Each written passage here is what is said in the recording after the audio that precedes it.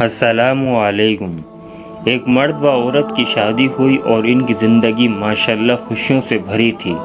شوہر ایک دن بیوی سے تم نے آج نماز نہیں پڑھی؟ تھک گئی تھی اس لیے نہیں پڑھی، صبح پڑھ لوں گی۔ شوہر کو یہ بات بری لگی مگر اس نے بیوی سے کچھ نہ کہا، خود نماز پڑھی، تلاوت کری اور سو گیا۔ بیوی میں شوہر دوسرے دن بیوی کے اٹھنے سے پہلے ہی نماز پڑھ کر دفتر کے لیے نکل گیا۔ بیوی اٹھی، شوہر کو نہ پا کر بہت پریشان ہوئی کہ اس سے پہلے ایسا کبھی نہیں ہوا۔ پریشانی کے عالم میں شوہر کو فون کیا لیکن کال اٹینڈ نہیں ہوئی، بار بار کال کی مگر جواب نہ دیا۔ بیوی کی پریشانی بڑھتی ہی جا رہی تھی۔ کچھ گھنٹے بعد کال کی تو شوہر نے اٹینڈ کی۔ بیوی نے ایک سانس میں نہ جانے کتنے سوالات کر دیے۔ کہاں تھے آپ؟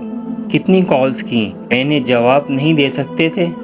پتہ ہے یہ وقت مجھ پر کیسے گزرا؟ آپ کو ذرا خیال نہیں، کم سے کم بتا تو سکتے تھے۔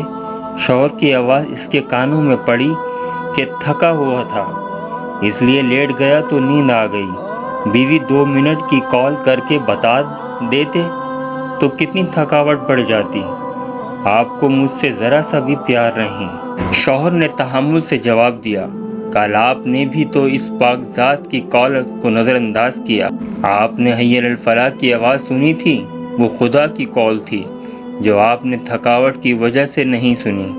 اس وقت منٹ کی بات تھی، نماز پڑھنے سے آپ کی تھکاوٹ کتنی بڑھ جاتی۔ کیا آپ کو اپنے پروردگار سے اتنا پیار بھی نہیں جس نے آپ کو سب کچھ دیا؟ کیا پروردگار کو یہ بات پسند آئی ہوگی؟ بیوی پر سکتہ طاری ہو گیا اور روتے ہوئے بولی، مجھے معاف کر دیں، مجھ سے غلطی ہو گئی، میں سمجھ گئی ہوں، میں سچے دل سے استغفار کرتی ہوں، میرے پروردگار مجھے معاف فرما۔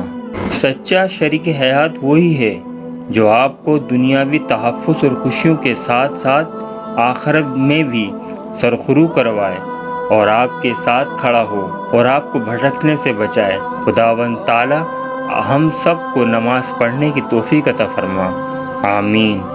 میں رات سوچتا رہا کہ میرے رب کو کتنا برا لگتا ہوگا کہ میرا تخلیق کیا گیا بندہ میرے ہی بلاوے کو نظر انداز کر رہا ہے۔ اللہ تعالیٰ میری غلطیوں کو معاف عطا فرما اور اللہ تعالیٰ اس پیغام کو شیئر کرنے والوں پر اپنی رحمت نازل فرما، آمین۔